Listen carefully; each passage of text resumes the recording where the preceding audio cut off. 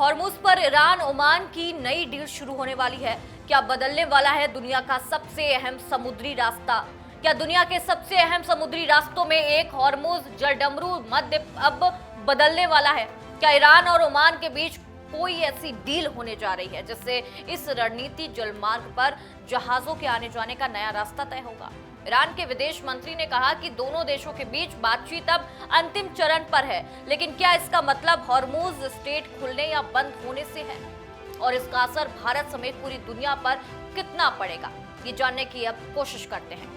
देखिए, ईरान के विदेश मंत्री सैयद अब्बास अरागची ने कहा कि हॉर्मुज जलडमरू मध्य को लेकर ईरान और ओमान के बीच बातचीत अंतिम चरण पर पहुंच चुकी है, यानी लास्ट स्टेज पर पहुंच चुकी है। उन्होंने कैबिनेट बैठक के बाद बताया कि दोनों देशों के बीच चर्चा सकारात्मक दिशा में आगे बढ़ रही है और जल्द ही इसे अंतिम रूप दिया जा सकता है। हालांकि इसके बाद कई तरह की अटकलें लगने लग गई हैं कि क्या हॉर्मुज स्ट्रेट में कोई बड़ा बदलाव होने वाला है। ईरान के विदेश मंत्रालय के प्रवक्ता इस्माइल बगाई ने साफ किया कि बातचीत हॉर्मुज जलडमरू मध्य को बंद या फिर से खोलने से जुड़ी नहीं है। उन्होंने बताया कि दोनों देश ट्रैफिक सेपरेशन स्कीम यानी कि जहाजों के सुरक्षित आवागमन के लिए नया नौवहन मार्ग तय करने पर काम कर रहे हैं। इसका उद्देश्य समुद्री यातायात को बेहतर बनाना है, दोनों देशों के संप्रभु अधिकारों का सम्मान करना है, क्षेत्रीय सुरक्षा सुनिश्चित करना है। हॉर्मुज जलडमरू मध्य दुनिया के सबसे महत्वपूर्ण समुद्री व्यापारियों मार्गों में गिना जाता है। दुनिया के तेल और गैस का इसमें बड़ा हिस्सा इसी रास्ते से होकर गुजरता है।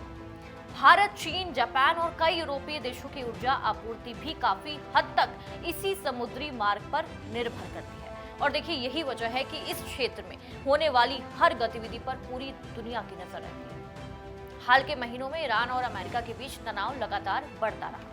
ईरान का ये कहना है कि वो हर खतरे को गंभीरता से लेता है और अपनी सुरक्षा तैयारियों को लगातार एक मजबूती के साथ प्रस्तुत करता है। दूसरी ओर अमेरिका का ये कहना है कि उनके क्षेत्र में अपने सैन्य अभियानों और समुद्री सुरक्षा सुनिश्चित करने के लिए चलाए जा रहे हैं जितने अभियान हैं। और देखिए, इस बीच ईरान भी कई बार मिसाइल और ड्रोन क्षमता का प्रदर्शन कर चुका है, जिससे हॉर्मुज क्षेत्र की रणनीतिक असहमति और भी ज्यादा बढ़ गई है।